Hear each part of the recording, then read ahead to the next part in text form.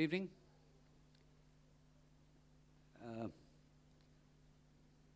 Safazar Hassan Abed, distinguished participants, and all the participants of the Frugal Innovation Forum of 2019. Let me try to be very brief because I understand I have 5 to 8 minutes, 7 minutes time. I'd try to be brief, but at the same time, I can't resist referring to a number of things which might interest you. A few minutes back, I was listening to Ayman, who was talking about being cool. So let me tell you, Ayman, what is not cool is standing at the fag end of a meeting, of a conference, where you're basically the enemy and basically the only person everybody is pointing at, saying that what you should have done and which you have not done. Representing the government is not cool. Trust me. I hope it was different. But then that's the lot I'm allocated.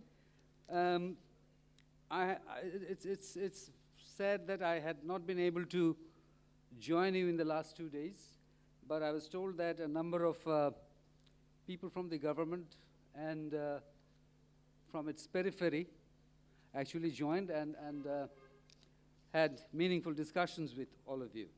I also understand that this is the 6th forum, Frugal Innovation Forum, which I'm a bit surprised because I have not really found out, I have not really noticed that 5 other forums have happened in the last 5, 6 years. Probably we have a problem with communicating our results and communicating our findings. The organizers may need to see, need to look into this. That's one sort of peripheral comment. The other thing is, I was also very encouraged by seeing that people from abroad have joined us and have had a meaningful discussion for the last 2 days, and they've visited offices in the fields, offices elsewhere in the country, organizations in the country, and that's very encouraging. And I hope now they have a better idea of what we have been trying to do. But before I go on and try to summarize what we have tried to do for the last 2 days and what you have been talking about in the last 2 days, I'd like to mention on a personal capacity that it's very, what shall I say, daunting to share a podium or a space with Dr. Abed, who has been one of my heroes for a long time. And I'd like to be on record, not only from the government, or not only from me personally, but from the government, that, sir, we acknowledge, we acclaim your contribution to this country, and we basically think what you have done is priceless. We only hope that we learn from it, and we only hope that we'll continue to learn from your contributions to the country. So let me very quickly go ahead and take a look at what had been talked about in the last 2 days. I have been very kindly given a summary by the organizers. Thank you for that. It's a very comprehensive summary. I'm sure I won't be able to address all of these, but I'll try, as much uncool as I may be. But I'll try to sort of give you also a little bit of a context in which the government works in any third world country and particularly in this country. I'll give you a very short story. so happens that people are very fond of stories. It was almost 30 years back. I was asked by my boss, the head man of the institution I worked for. I used to work for the Auditor General at that time. And he assembled 3 or 4 officers who he thought were sharp enough and foolish enough to plunge into anything he asked us to do. He said, look, there is something called the pension rules, pension laws, and we are being pounded in the society, in the television, newspapers everywhere, that this is untenable. People are moving around, they don't get pension. Just remember, just get back one step. This was pension for the government people. This was a pension was for people of the government employees. So he gave us almost a book which was like a brick, almost like a brick. It was a 500-page book. It was called Pension Compendium. And he said, you have 3 months, gentlemen, you have only 3 months. Do something about it. Do something about it and try to help people if you can. Imagine 500 pages of pension laws. We were asked to change it within 90 days. Somehow, without eating, without sleeping, we managed to do that. We managed to bring that 500-page into 8 pages. That is not the story. The story is, soon after we did that, we were very happy. We thought we did something great, maybe only for the government employees, but this can be replicated later on for the people also. Soon after doing that, I left the country for 9 months, 10 months actually. Went to England for a training, and when I came back, I suddenly remembered that particular sort of documentation which was supposed to be followed by the government. I asked my people what is being done. Nothing was done. Rather, that 8 pages were added to by my own ministry by another 61 pages. So that came up to almost 70. And within the next 10 days, there were 10 more pages added by another ministry. So we were almost back to 100 pages of pension laws. That, ladies and gentlemen, how governments basically work. And that is what you face day in, day out. But it's not all a sad story. It's not all a horror story. There are good examples also. I'd give you one and then go to my bulleted list.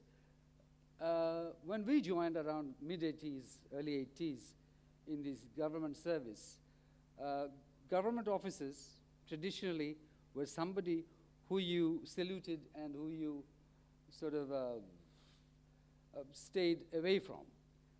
Can you imagine, within 20 years, within 15 to 20 years, and you never went to a government officer's home. You never called him. You never phoned him. But now, ladies and gentlemen, if you go up the web, you'll see each and every government officer has their mobile numbers even posted there. That is what changes. Changes happen because there is a certain stage in a nation's life when you can't survive without change. That is where we are. Anyway, let me go very quickly and if not the government's response, at least my 2 bits. It was pointed out that the youth are not really actively participating in the national policy discourse. That has been a common theme. And it was also pointed out that we don't really know how to do that. But then please remember that this is a very big question. How do we make policies in this country? There are short answers, there are long answers. And by the phrase policy discourse, we assume a lot which do not exist in this country. But having said that, I'd like to say that, again, 10 years back, 15 years back, you couldn't even have asked a government officer to ask a government officer whether he has consulted anyone on anything, on particularly a particular document. Nowadays they do, and that is a big change. Nowadays, ministries or agencies, government actually put up their policies on the web and ask for comments. Although, let me point out, we get very few. But then, at least we try to try to elicit sort of responses from the people. So, the national policy, having youth participate in the national policy discourse is not very independent or very very solitary sort of issue. It is part of the whole issue of how we make policies. And we are not really very good at it so far, but at least we are trying. And of course, we are aware that 1/3 of the population falls in the youth bracket. We are also aware that we are riding a wave, which we like to call the demographic dividend, which may not, according to our calculations, which may not be there within the next 6-7 years. We are aware of that. We are desperately trying to ride the wave, maybe not succeeding as much as we wanted to, but we are still trying. I cannot go into details of those trials here, but trust me, we are trying as much as we can to address that particular dividend. So the national policy discourse issue, it's part of a bigger issue. We need to learn not only for the youth, for all the policy discussions, what we should be doing. I'd like to point out that we lack a lot of things in this country. One of them is national consensus on many vital things which are not even political. That is a reality. But we would like to say, we'd like to hope that things are changing. And hopefully, within the next couple of years, maybe the next decade, things would definitely change for the better. There was a point where there was an issue raised that there should be a collaborative platform on civil society with civil society organizations. We do have platforms, maybe not a very big one, but we do have sort of separate platforms almost everywhere in the government. It may not be working. Even the DCs, the deputy commissioners, have platforms where people are nominated. Maybe there may be questions about who are being nominated and who are being considered to be civil society. But then there are positions where things can happen, things can develop. But I also acknowledge that we should have a civil society organization and government collaborative platform. We certainly we should be working towards it. And I'm sure that within the next couple of months you would see a number of changes in not only my ministry, but in various other ministries also. And there was also issues raised. People wanted those platforms to be at the local level. As I just said, there are local level platforms. Maybe they're not functioning well. Maybe they need to be revamped, reoriented towards what we want to do. But then it's not a total vacuum. We'd like to make it more stronger, certainly, but it's not a total vacuum. And I hope that it would be more active in the future. If you help us, if you assist us, if you are more vocal, I'm sure it will be. There was another point which was raised. It was interesting. It was something like this, that the youth have, whether Bangladeshi youth have any dissociation, they would like to dissociate themselves from participating in politics. There were people for it, people against it. I would certainly not like to comment on this on an official capacity, but on a personal level, I'd rather we leave it to leave this thing, this decision to them. Whether they would like to actively participate in politics or not, we shouldn't insist, we shouldn't force them to do something which they don't want to do. But then again, as somebody said in the earlier panel, we should at least tell them, we should at least guide them and tell them that maybe if they did participate, it would be better for the country. It would be better for their own future as well. There was a need, there was a demand, or there was an issue raised that young people should have more comprehensive health education, and access to tailored services and support can empower them to make informed choices. Certainly, there's no question about that. We should definitely have tailored sort of focused sort of study tools, focused information on comprehensive health education. Not only health education, there may be other things also which we should fix up and work for.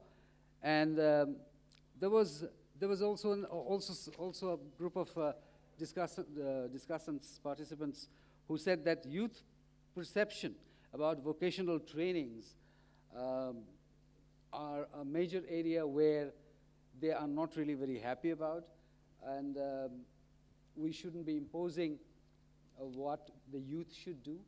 Yes, we do agree that we shouldn't be imposing, but then please notice that what particularly my ministry has been doing is like, by the way, please remember we have sort of 5 crore people within the youth bracket, and my ministry consists of basically 5,300 people, including 6 major agencies.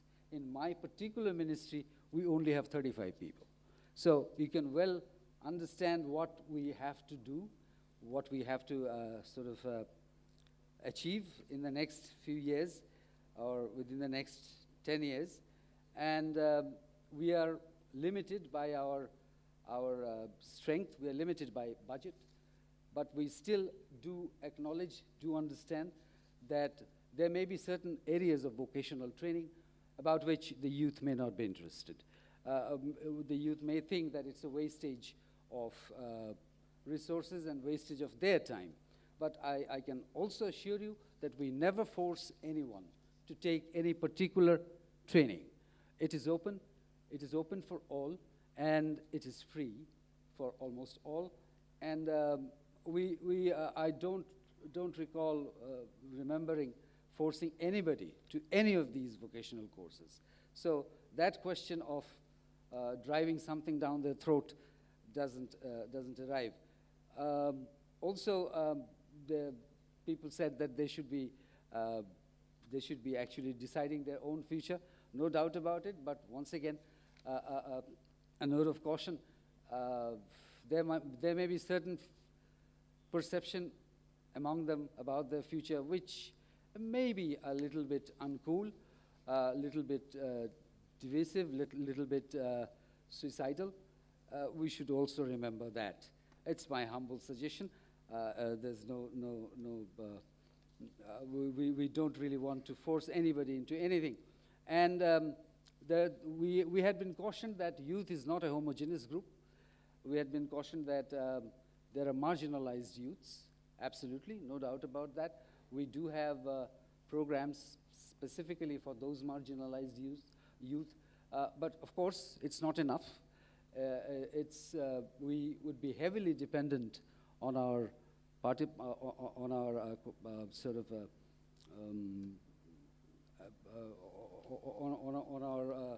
on the NGOs or the civil society organizations, who I believe are mandated by the SDGs also to be partners of national governments.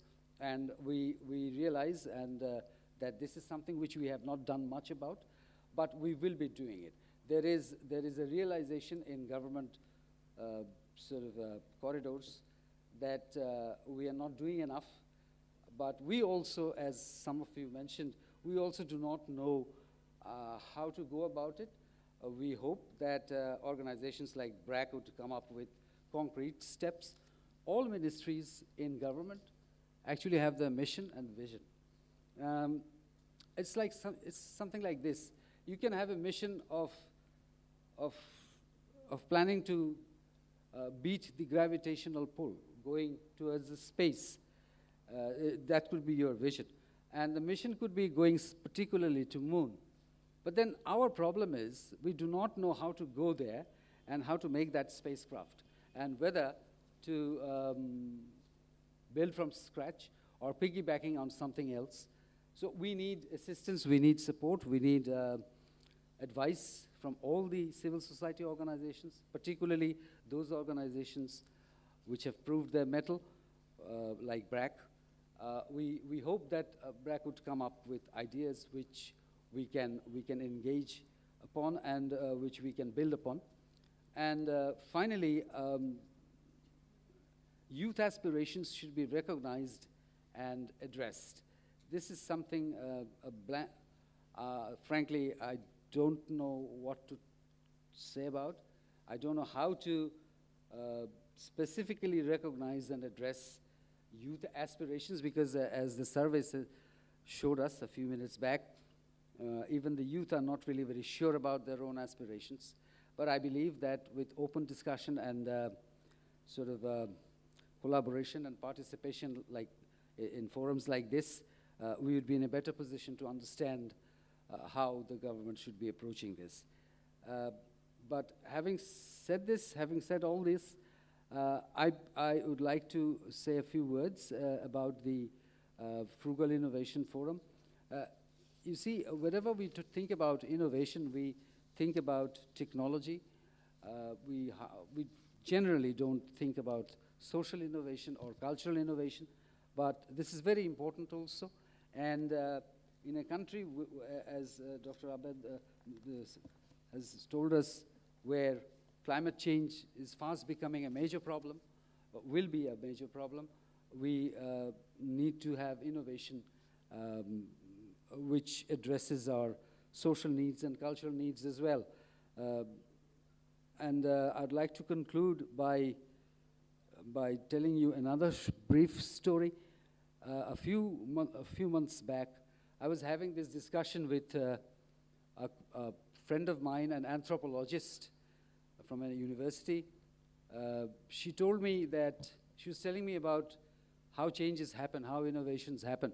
And she was telling me that the Neanderthals actually had to wait for thousands of years. It took them almost 9,000 to 10,000 years to change the size of the stone with which they used to hunt. And she was insisting that that was an innovation. And I had to tell her eventually that, look, I have only two small problems. She said, what is that? What are those?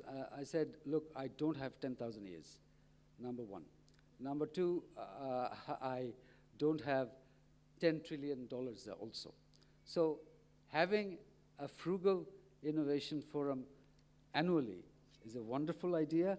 I believe that BRAC would be doing this over and over again, and let us know about it, consolidate them into a document, and no matter whether government reads it or not, please send it to us. Someone will read it, at least I will. And I'll make sure that at least my team does. And also, I would like to thank the organizers of this event. They've done a wonderful job as far as I can see. And I would like to thank Dr. Fazl Hassan Abed, Sir Fazl Hassan Abed, for allowing me to share the podium with him. Thank you.